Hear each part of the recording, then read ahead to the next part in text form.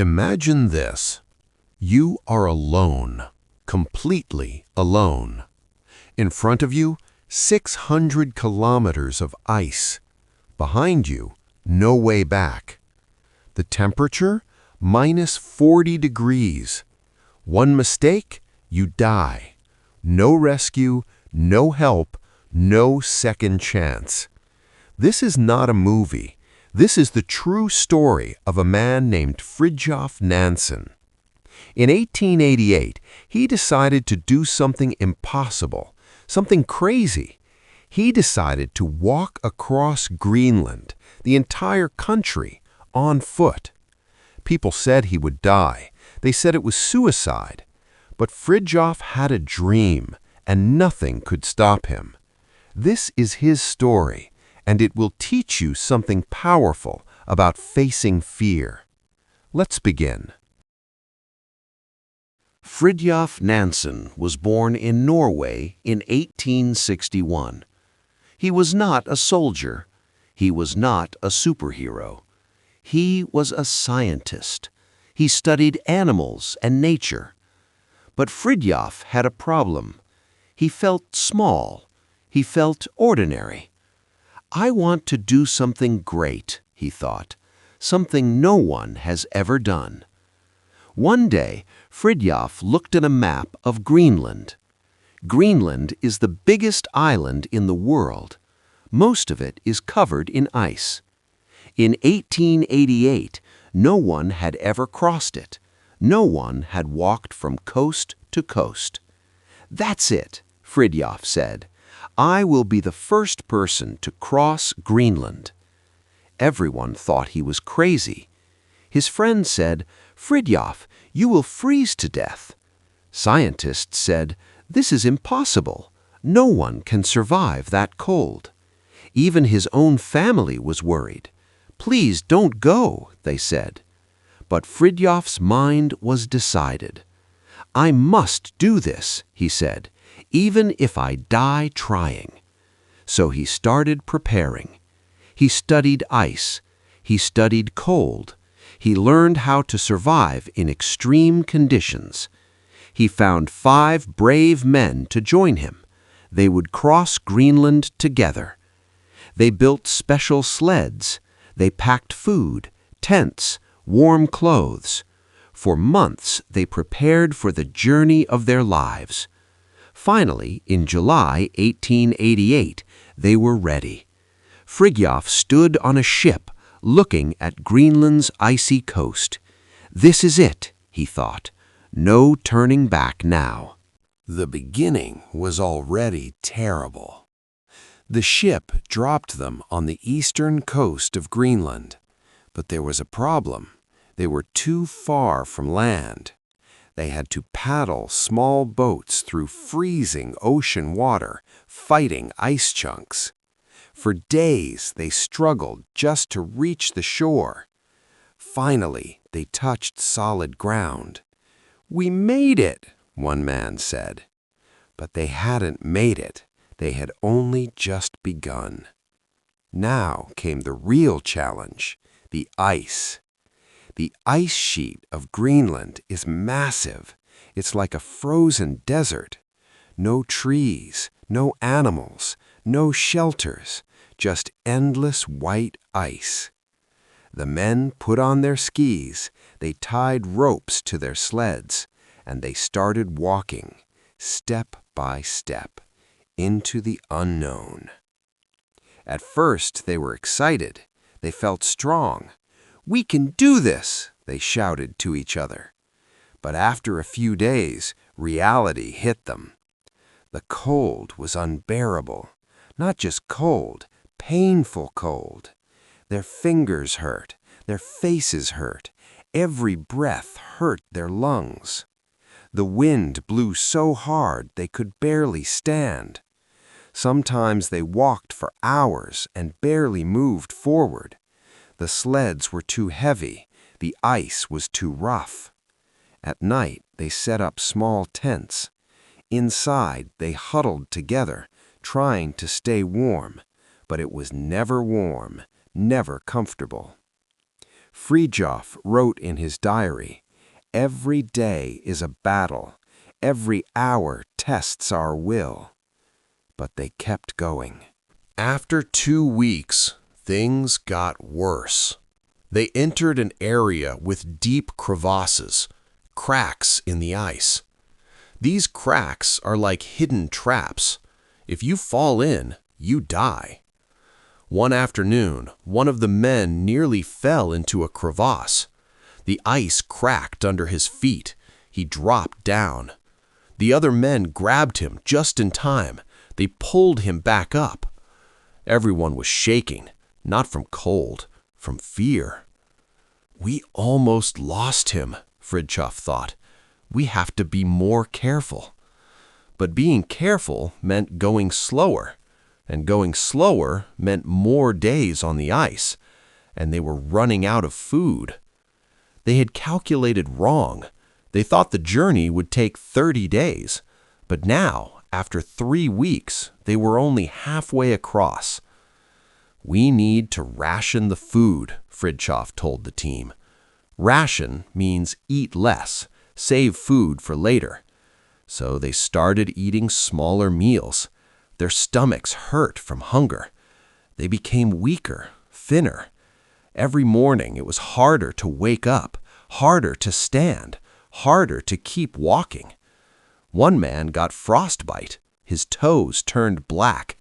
Another man was so exhausted he could barely pull his sled. And the worst part? They couldn't see the end. Just more ice, more white, more emptiness. Fridtjof felt doubt creeping into his mind. "What if we don't make it?" he thought.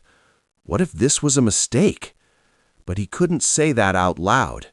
He was the leader. So he pushed those thoughts away and kept walking. On the 35th day, something terrible happened. A massive storm hit them. The wind was so strong it knocked them down. Snow blew so thick they couldn't see their own hands. They had to stop. They set up the tent in the storm.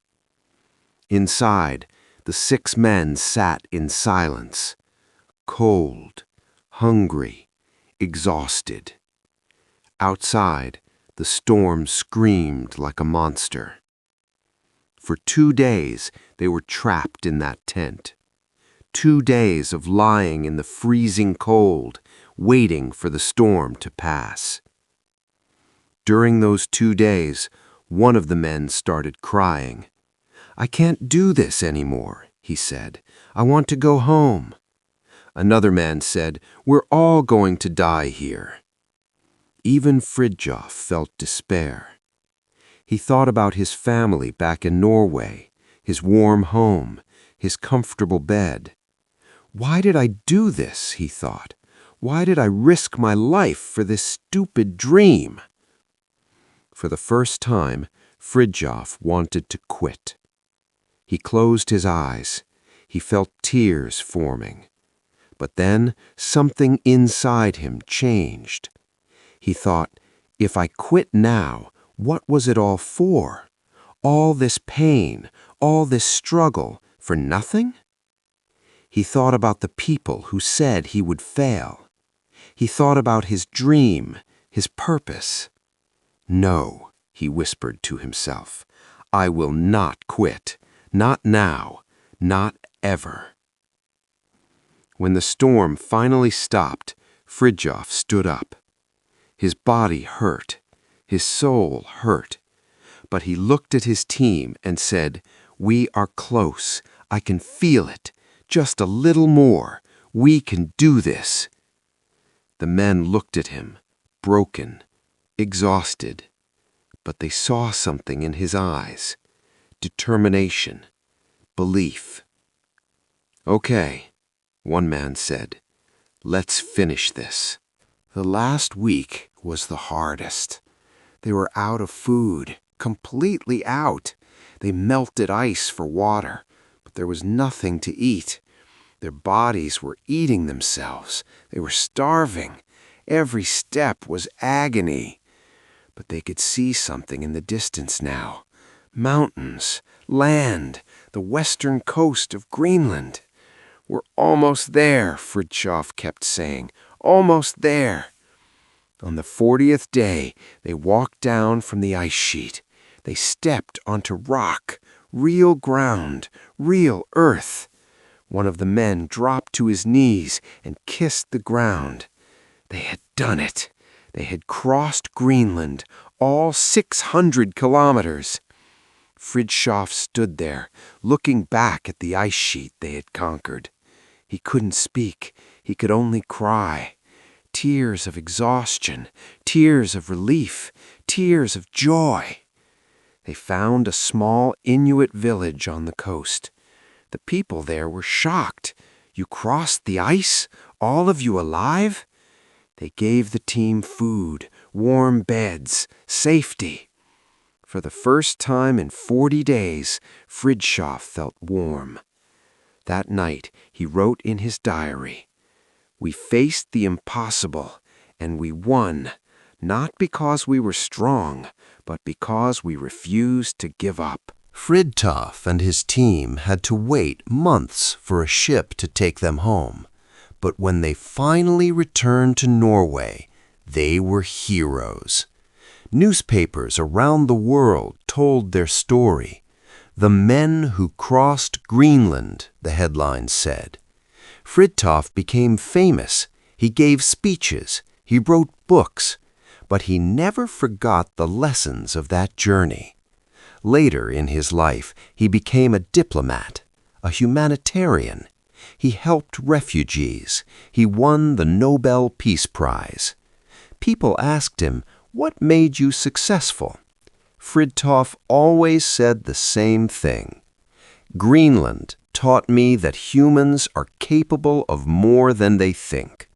When you face the impossible, you discover who you really are." So what can we learn from Fridtjof's story? I think there are 3 powerful lessons. Lesson number 1, doubt is normal. Quitting is a choice. Fridtjof wanted to quit. He felt fear. He felt despair. But wanting to quit and actually quitting are 2 different things. Everyone feels like giving up sometimes. That's human. But the people who succeed, they keep going anyway. Lesson number 2, your body is stronger than your mind thinks. Fridtjof thought he couldn't take another step, but he did. Again and again, when he thought he was finished, he found more strength. Your limits are not where you think they are. You can do more than you believe. Lesson number 3, the impossible becomes possible 1 step at a time. 600 kilometers of ice sounds impossible. But Fridtjof didn't think about 600 kilometers. He thought about the next step, then the next step, then the next. Big goals are scary, but every big goal is just many small steps.